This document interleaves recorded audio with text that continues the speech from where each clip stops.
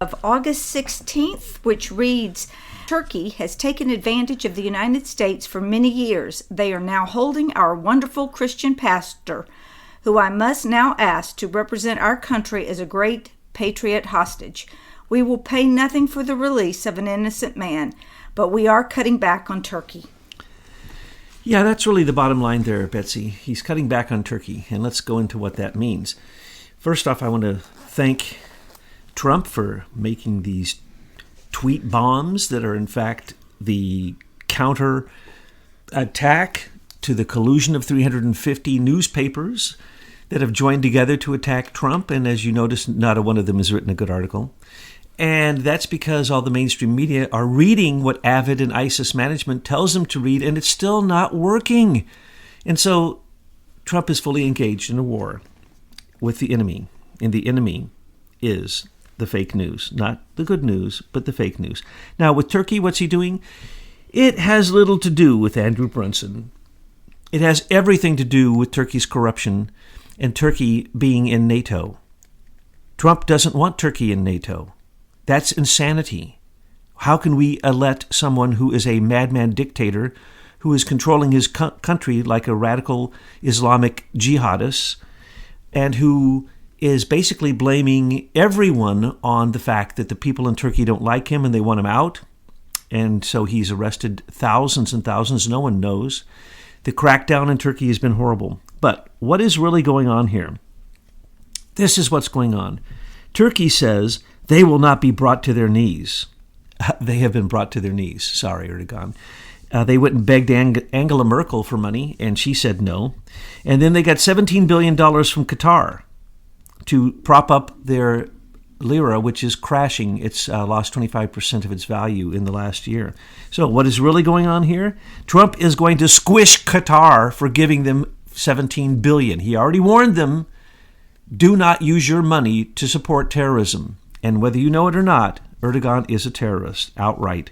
So what is also happening? Not only is Turkey being brought to its knees because of its economic crunching by Trump, and remember, he goes after the economic component because that is what controls things. So China, what's happened? Turkey, China, Iran, all tried to do currency manipulation against us. They're all on their knees right now.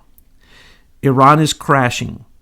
They no longer have money to give to Yemen, Syria, and Lebanon, and the battles, the wars going on there, have been de-escalating in direct proportion to the fact that Iran doesn't have money.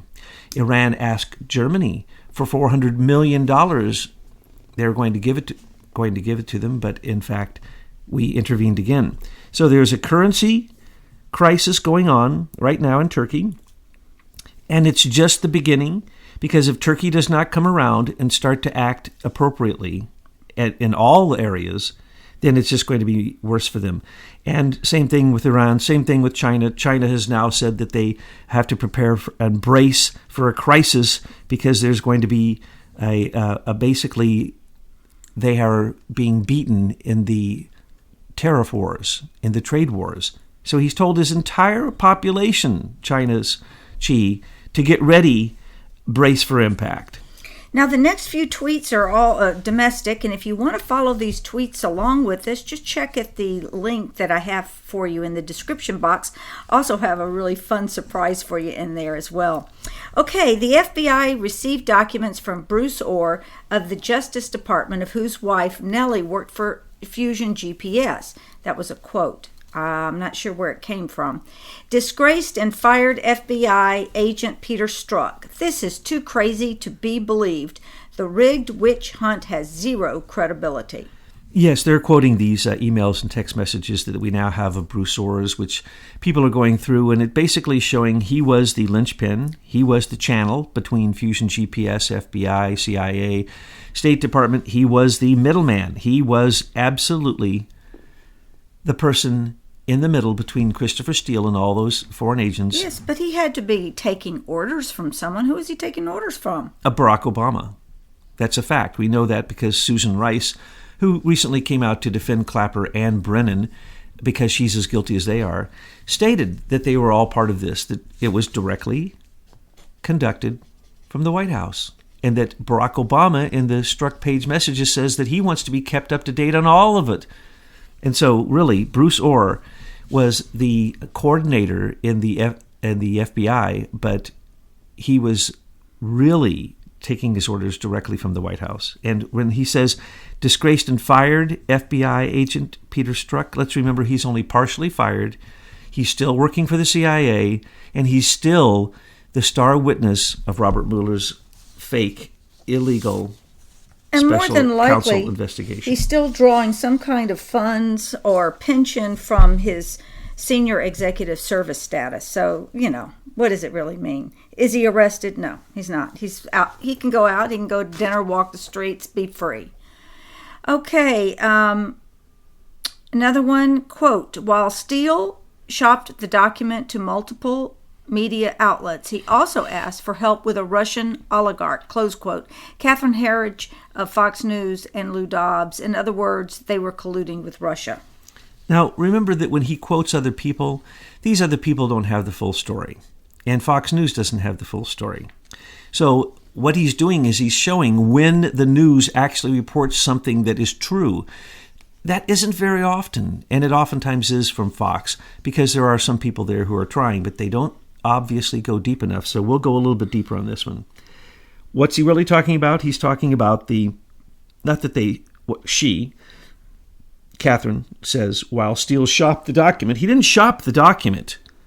He caused all those people to pay him. Every time Christopher Steele, who was directed by Bruce Ohr and by Peter Strzok, and through the direct knowledge of Comey and Andrew McCabe, met with the New York Times, Washington Post, CNN, Mother Jones, Yahoo News, BuzzFeed, and some others, and he would meet with them and he would tell them what's in the dossier, and then they would report on it from his oral report. Later, he made the mistake because John McCain got so anxious and involved, and that's what the Russian oligarch is about. John McCain is the one who told them who the Russian oligarchs that could be manipulated for the purpose of creating the fake dossier, and those were Oleg Deripaska, Leonid Blavatnik, Natalia Veselnitskaya, as we've said again and again, and many others, and Sergei Milian, and so on and so forth, Felix Sater, all of those. But those were Comey's people too. So you got to realize that John McCain was working directly with Comey, and he used his guy, Henry Kerner, to basically control the Senate Intelligence Committee, to use them as a weaponized group against the election, and then to continue the coup d'etat, which is still continuing to this very day. Matter of fact, Richard Burr just came out and made a statement to try to distance himself from what Mark Warner and Dianne Feinstein did through the direction of John McCain. So there are truths here, but there's also other parts that need to be filled in because... Well, that's a little too late for Burr. Yeah, it's a little too late for Burr. Because he's been on the Senate Intelligence Committee. He knew all this was going down. Oh, yeah, absolutely. And what's happening with these news agencies, they get the newspapers involved because the television isn't working, and Facebook and all the others. So 350 plus news agencies writing on Trump. Read the stories. Not a one of them has any foundation in truth when they become negative.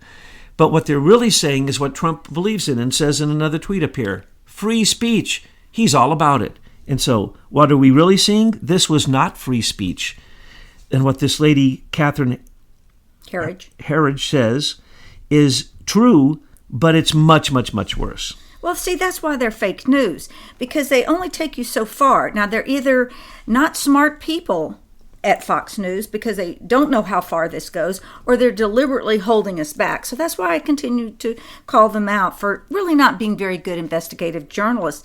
If you are looking at the thumbnail right now, you see a list of names that we've called, birds flock together. And you're going to see names that you think are missing. Well, folks, I didn't have enough space in that little thumbnail to put everybody's name. So maybe in the comment box, you can add Clapper, Sater, Kerner, and all the other names that Thomas brings up. The next one, very concerned. This is a quote from Bruce Ohr. Very concerned about Comey's firing. Afraid they will be exposed. DOJ's emails and notes show Bruce Orr's connection to phony and discredited Trump dossier. A creep thinking he would get caught in a dishonest act. Rigged witch hunt. Yeah, definitely. Bruce Orr is a creep, and so is his wife. They are creepy. That's why he calls her the beautiful Nellie Orr. Beautiful.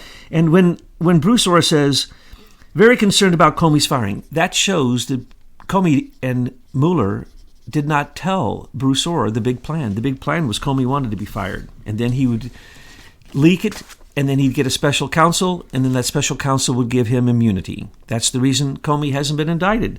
So Bruce Orr didn't know the full picture. He was being used. And when he says, afraid they will be exposed, who was they? That would be Peter Strzok, Andrew McCabe, William Priestap, John Carlin, Glenn Simpson, Nellie Orr, and the whole gang, which goes right up to Susan Rice and right to Loretta Lynch and right on up to good old Joe Biden and Obama. Remember, Biden was in the room when, according to Susan Rice and others, he was part of this all along. He was completely for it. And now he wants to run for president, right? The pedophile that we have on film, Joe Biden, was also part of this. And so poor Bruce Orr is still being used. He doesn't know he's being used, but he can't be fired either because he's also one of the star witnesses for the counsel for Mueller's illegal, fake, SS Nazi special counsel investigation. Okay, the next tweet, Tucker Carlson, speaking of John Brennan, quote, how did somebody so obviously limited intellectually get to be CIA director in the first place, close quote. Now, that is a really good question. Then followed by, quote, Richard Blumenthal of Connecticut is a fake war hero, close quote. So true, a total fake. Let's smash Richard Blumenthal. Richard Blumenthal is beyond a fake. He had 5 deferments, okay, so that he wouldn't go into the Vietnam War during the lottery. And then what did he do? He did like President George W. Bush did. He joined a reserve. So he joined the reserves, and he never left D.C. and the East Coast. And that was his service, that he said he was in Vietnam and that he was a Marine in Vietnam, which those are all lies. So this is a guy who's just a massive liar. He's been in some of the most powerful positions in Congress, and you can't trust a single word he says. He's the one who brought the emolument charges against Trump. Emolument charges against Trump when he didn't bring them against Hillary, who was the largest emolument crime in U.S. history to this very day. They actually wrote agreements with Obama saying it was legal for her to take money from countries in her foundation while she was basically giving them weapons. And then they said, oh, well, but we will tell you if we take them from certain countries who are our enemies. They still took the money, didn't report it to the White House. This is the kind of thing they do. They write laws or they write agreements that are, in fact, totally illegal. And then they act as if because they wrote those agreements, they are legal. So that is complete nonsense. Now let's go to... Well, wait a minute. Tucker Carlson calling someone limited intellectually. Hey, Tucker, how about you? I don't hear him talking about this Avid Leader Plus that Dianne Feinstein has controlling interest of that actually does the news reporting. So these talking heads, all they have to do is read what Avid says, and what about the Optex software that's in all these election rigging machines? How come Tucker Carlson doesn't talk about these things? No, he just swims in the shallow end of the swamp. Well, at least he mentioned John Brennan, who is... Well, at least I expect news to go further than where these people are going. They leave you in a spin zone. You think you're listening to cutting-edge news, but they never take you the full way. That is true. And that's the reason we have to take you the rest of the way and fill in the blanks and read between the lines, even when we are giving reports directly from the words of CNN reporters that scratch the surface. So when you say John Brennan, you have to say Peter Strzok's boss, the man who created Crossfire Hurricane, an illegal inside of our domestic borders CIA counterintelligence operation against someone running for president and then against President-elect Trump and then against President Trump. This is so outrageous. Now they say, how did he get in?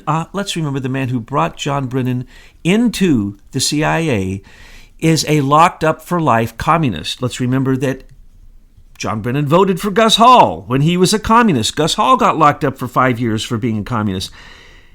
Brennan is proud to do this. He's proud he did it. He's proud to say it. He's proud to say that he's now a radical Islamic terrorist who became a jihadist when he was the head of the Riyadh CIA division in Saudi Arabia, where all of the collusion came from that we are told was part of 911. So if you can say anybody was totally at the heart of the Saudi Arabian intelligence network that was part of 911, that would be John Brennan. Well, let's just take something like senior executive service. Everybody out here knows by now, because I see comments left in boxes all over the place where citizens are woke now about this domestic enemy that's lodged itself in Washington bureaucracy.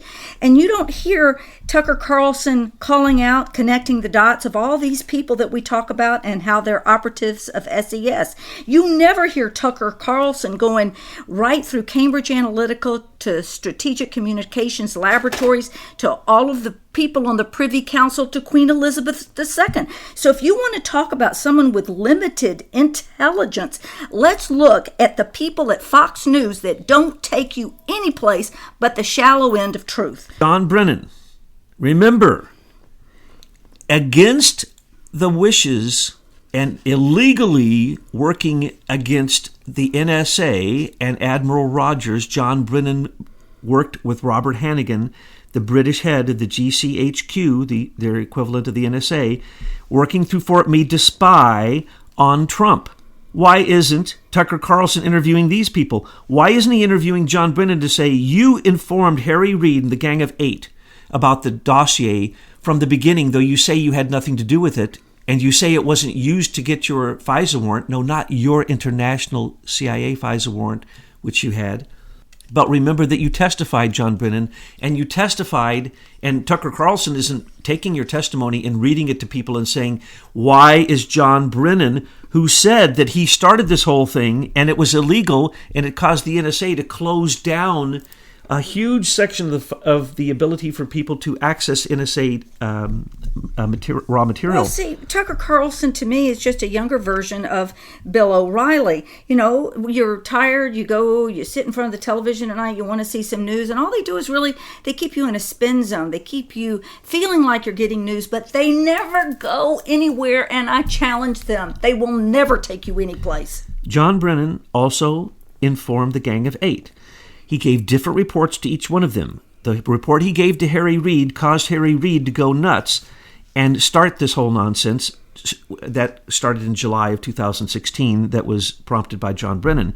And remember, John Brennan, we already know, has spent tons of money paying Russians to seek for a video somewhere in Russia, Estonia, Lithuania, somewhere. He sent Sergei Millian, he sent a bunch of people, and he paid them to look for the Trump PP document video so that he could use it. It didn't even exist, folks.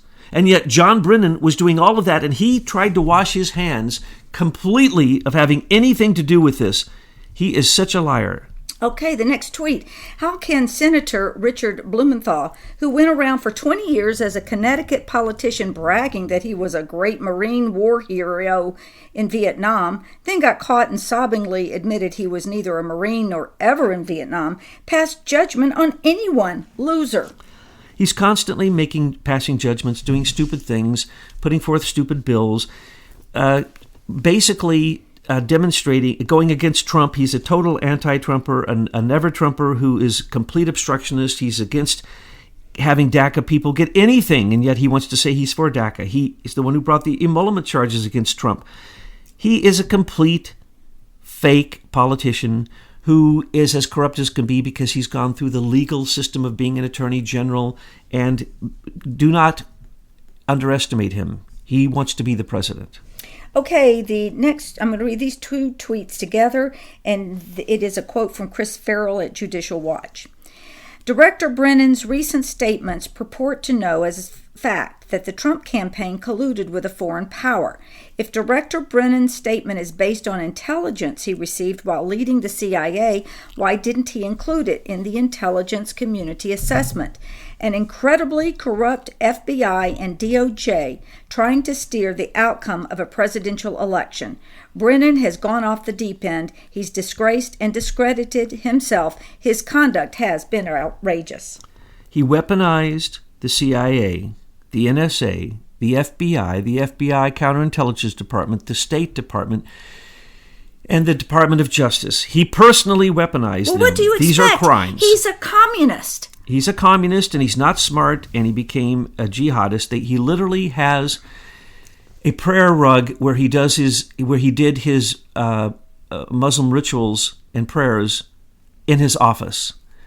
And throughout his whole office, he literally had Hillary campaign stickers, mugs, you name it, anything that said Hillary on it was in his office. And yet he said there was no politicalization whatsoever from his office. It was not possible for him. Now, let's remember, there was no intelligence that started John Brennan's investigation. He set up the meeting at Trump Towers with Trump Jr., Manafort, Jared, and Natalia Veselnitskaya, Rob Goldstone, and all those people, so it could be spied on. So remember, he had to work with the State Department to allow these Russian spies to get a special visa to come in just for that meeting. And Natalia met with Fusion GPS Glenn Simpson just before and after that meeting to tell him what happened. And Robert Hannigan worked with John Brennan. These are all illegal. This is what they've been doing for years. They use Five Eyes to spy on us in our country and then say it's okay because they're the Five Eyes. Brits are not our friends. None of the Five Eyes are our friends, okay? And this demonstrates it. So what was the intelligence that Brennan had? He made it up. There was none. Nunes said he's seen all the documents, and his staffers have read all the documents, poring over them. There was no credible intelligence or any intelligence involved with the Crossfire Hurricane CIA illegal counterintelligence investigation against Trump inside of our own American borders.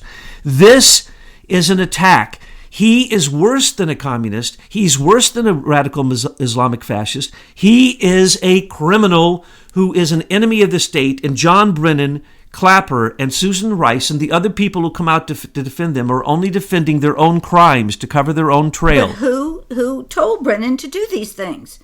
Obama. And when they say this is against free speech, this is insanity. What has just been pointed out here is if Brennan is now telling us on television, in contradistinction to the agreements of his security agreement and his security access agreement, which he certainly doesn't deserve, and none of them deserve, because they just use it to go into corporate intelligence and make a lot of money, telling them what the government knows so that the corporations can get around the government and control them. There was no credible intelligence, according to Nunes. The entire thing was concocted by Comey and Brennan. So in the last tweet, I included a portion of a Lou Dobbs tweet, a retweet, into Chris Farrell's statement. So let's read this from Lou Dobbs. If Director Brennan's statement is based on intelligence he received while leading the CIA, why didn't he include it in the intelligence community assessment released in 2017? If his statement is based on intelligence he has seen since leaving office, it constitutes an intelligence breach. Richard Burr, RNC, Senate Intelligence Committee Chair at Lou Dobbs. What we have found out by this nonsense is not only do these evil, very evil enemies of the Republic of the United States, not only do they have still their top secret security clearance, they still have access.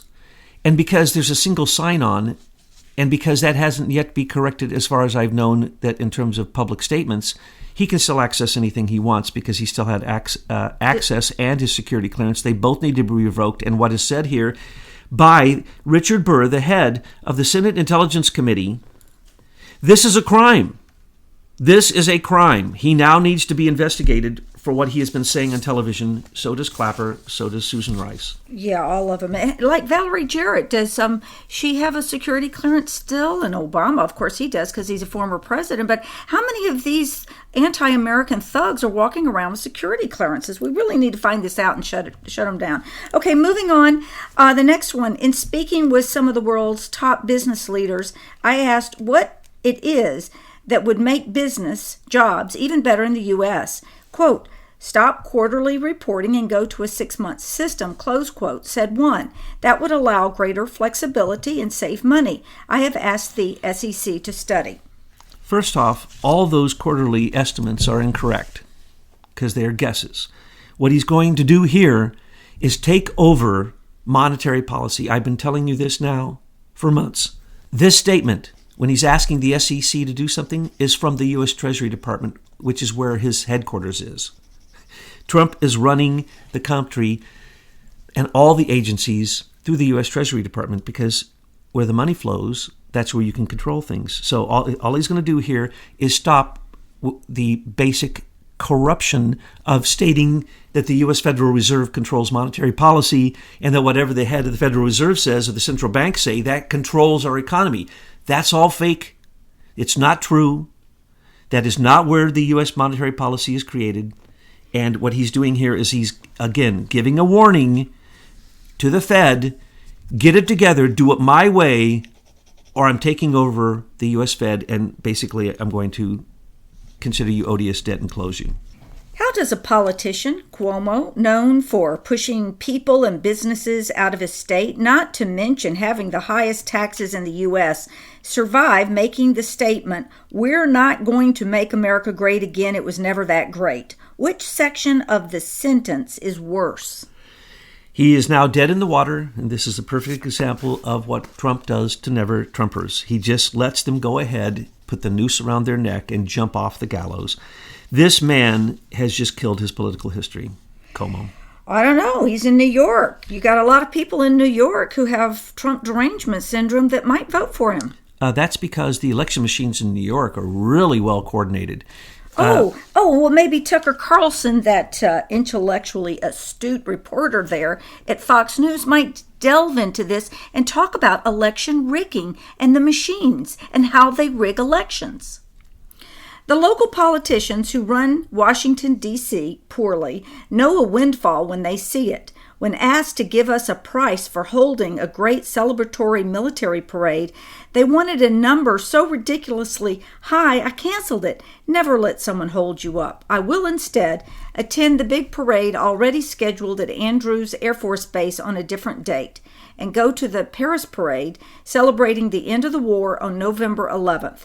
Maybe we will do something next year in D.C. when the cost comes way down. Now we can buy some more of those fighter jets. This is Trump.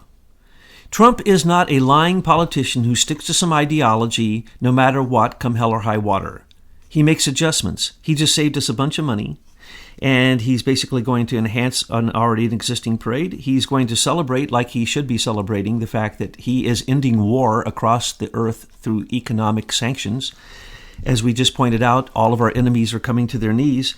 And basically, he's also showing that though he is the sheriff of D.C., he's the boss of D.C., he can't control the deep state. In this case, I'll call it the deep state because these are also non-politicians who basically control Washington, D.C.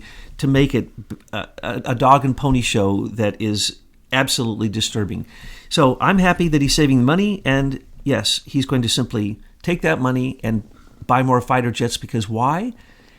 In this type of a budget, he gets veto line. He can manipulate that budget so beautifully. He created the NDAA for 2 years, so now that it's been reauthorized, the McCain NDAA, he is cooking. He's got all the money he wants, and don't you worry. If he wants a parade, he can have one, but he is not going to let people gouge him. Well, I was a little disappointed because I was looking forward to having a parade where all the perps were in orange jumpsuits and shackles walking right in front of our huge military, followed by the fake news media that have been lying to us for all these years. Their jumpsuits can be purple and they can wear shackles. And what we're really having is the mainstream media are going to parade in front of Trump, just like you say, ready to go to Guantanamo. And every single one of them is going to prove how ignorant they are. More than 50% of Americans, and remember, only half of them vote, but the 50% that do approve of Trump and all of his policies, they all vote.